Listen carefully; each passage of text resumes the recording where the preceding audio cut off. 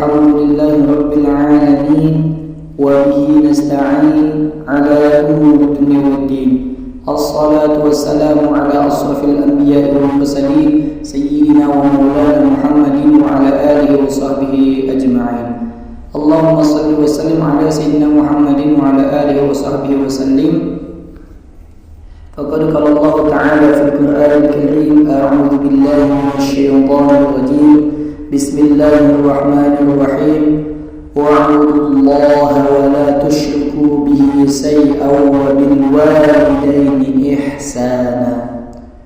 Wa qala Nabi sallallahu alaihi wasallam, ridallahu fi ridal walidain wa sakhatallahu fi sakhatil walidain. Sadaqallahu al-'aliyyul 'azim wa sadaqa rasuluhu an-nabiyyul habibul karim wa nahnu 'ala dhalika minasyahidin wa syakirin walhamdulillahi rabbil alamin. Alhamdulillah rabbil alamin. Teman-teman sekalian, insyaallah dirahmati oleh Allah Subhanahu wa taala.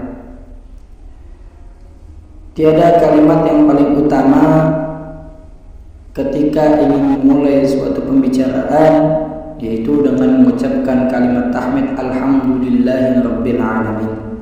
Karena dengan mengucapkan kalimat tahmid alhamdulillah ini menjadikan kita orang yang termasuk bersyukur kepada Allah Subhanahu wa taala. Bersyukur atas apa? Bersyukur karena Allah masih memberikan kita macam-macam nikmat, di antaranya nikmat iman, nikmat Islam, nikmat sehat wal afiat. Mudah-mudahan dengan adanya kita bersyukur ini, Allah akan memberikan nikmat yang lebih lagi kepada kita semuanya. Amin ya rabbal. Kemudian salawat serta salam tak lupa kita haturkan kepada Nabi Muhammad sallallahu alaihi wasallam.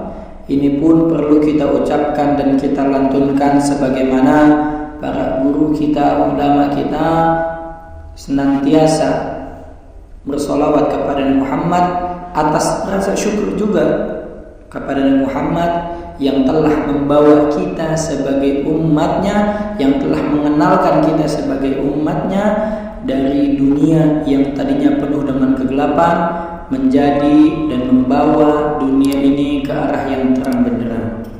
Tentunya dengan mengenalkan kalimat tauhid, asyhadu an la ilaha illallah wa asyhadu anna Muhammadar Rasulullah. Mudah-mudahan dengan adanya kita bersalawat kita akan mendapatkan syafaat dari Nabi Muhammad sallallahu alaihi wasallam. Amin ya rabbal alamin. Teman-teman sekalian, insyaallah dirahmati oleh Allah Subhanahu wa taala. Kita semua yang berada di sini tentunya sangat merindukan keluarga kita, saudara kita, anak kita, khususnya orang tua kita. Apalagi tentunya ketika kita dikirimkan dan ditugaskan oleh Allah Subhanahu wa taala untuk membenahi diri di tempat ini, orang tua kita lah yang rasa rindunya sangat luar biasa. Memang dalam hal ini bisa jadi di antara kita ada yang orang tuanya sudah tiada, ada yang masih ada. Tapi saya meyakini adanya kita di tempat ini seringkali membuat kita terpukul, sedih, rindu dengan sosok orang tua, baik yang masih ada ataupun yang telah tiada. Untuk itu pada malam hari ini saya akan menjelaskan mengenai pentingnya bakti kepada kedua orang tua. Yang pertama, Allah Subhanahu wa taala berfirman di dalam surat An-Nisa bahwasanya kedudukan berbakti kepada kedua orang tua diposisikan pada posisi ketiga setelah Allah menyerukan untuk ibadah kepada Allah. Kemudian jangan mengusyirkan Allah, dan posisi selanjutnya itu anjuran berbuat baik kepada kedua orang tua. Sebagaimana Allah telah menjelaskan, wa'budullaha la tusyriku bihi syai'an bil walidayni ihsana. Kata Allah Subhanahu wa taala, saudara Allah, dan janganlah kamu mempersekutukannya dengan sesuatu apapun, dan berbuat baiklah kepada kedua orang tua. Hal ini menjelaskan bahwasanya berbakti kepada kedua orang tua itu sangat penting. Bahkan saking pentingnya ketika ada salah seorang pemuda di zaman Nabi Muhammad SAW ingin mengikut perang berjihad di jalan Allah Subhanahu wa taala, beliau ditanya oleh Nabi, "Apakah kamu masih memiliki orang tua?" Ketika pemuda itu menjawab, "Masih ya Rasulullah," maka pemuda itu diarahkan oleh baginda Nabi Muhammad untuk kembali ke rumah dan merawat juga menjaga orang tuanya. Tuh. Artinya dalam hal ini derajat pahala berbakti dengan orang tua sama halnya dengan pahala berjihad di jalan Allah Subhanahu wa taala. Lebih dari itu teman-teman sekalian, sifat berbakti kita kepada kedua orang tua kita sebenarnya menjadi kesuksesan hidup kita dan kunci kemudahan segala urusan kita. Karena ketika kita diberikan kemudahan dan kesuksesan dalam segala aktivitas, itu artinya Allah telah meridho kepada kita. Dan ridhonya Allah akan datang jika memang orang tua kita sudah meridhoinya juga. Sebagaimana Nabi Muhammad mengatakan, ridhollah fi ridhol walidain. Ridhonya Allah, ridhonya orang tua, ridhonya orang tua.